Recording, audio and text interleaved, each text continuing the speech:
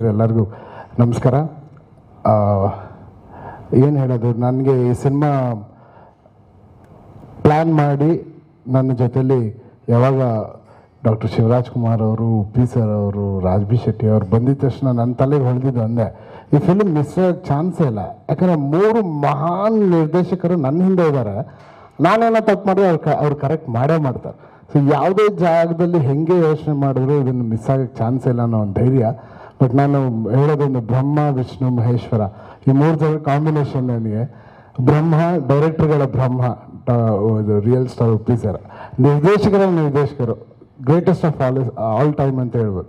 ನಾನು ಅವರ ನಟನೆ, ಅವರ ಮೊನ್ನೆ ಉಪೇಂದ್ರ ನೋಡಿದ್ವಿ, ಆಗಲೂ ಕಣ್ಣಲ್ಲಿ ನೀರಿತ್ತು. ಇಷ್ಟು ಅದ್ಭುತವಾದ ಒಂದು ನಿರ್ದೇಶಕರ ಜೊತೆ ನಾನು ನನ್ನ ಸಿನಿಮಾ ಮಾಡ್ತಾಯಿದ್ದೀನಿ ಅನ್ನೋದೇ ಒಂಥರ ಭ್ರಮೆ, ಅದೇನು ಗೊತ್ತಿಲ್ಲ ಸರ್, ನಂಬಕ್ಕೆ ಆಗ್ತಿಲ್ಲ. ನಿಮ್ಮ ಆಶೆಗಳು sir, thank you. And Vishnu ಅಂತ ಹೇಳಿದ್ದು ನಮ್ಮ ರಾಜ್ ಬಿ ಶೆಟ್ಟಿಯವರು. ಯಾಕಂದರೆ ವಿಷ್ಣುಗೆ 10 ಅವತಾರ, ಇವ್ರಿಗೆ ಯಾವುದೇ ವೇಷ ಆಗಲಿ ಸಡನ್ನಾಗಿ ಹಾಗೆ ಜಂಪ್ ಆಗ್ಬಿಡು, ಅದು ಒಳಗಡೆ ಹೋಗ್ಬಿಡ್ತಾರೆ.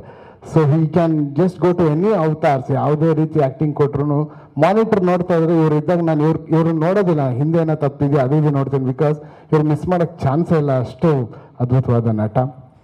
ಮಹೇಶ್ವರ ಅಂದರೆ ನಮ್ಮ ಶಿವಣ್ಣ. ಯಾಕಂದರೆ ಶಿವನಿಗೆ ತುಂಬ ಬೇಗ ಕರಗ್ಬಿಡ್ತಾರಂತೆ. ಅವ್ರು ಶಿವ ಏನು ಕೇಳಿದ್ರು ಕೊಟ್ಟ ಅಭ್ಯಾಸ, ಅವ್ರಿಗೆ ಬೇಕಾಗಿರೋ ಭಕ್ತಿ ಮಾತ್ರ.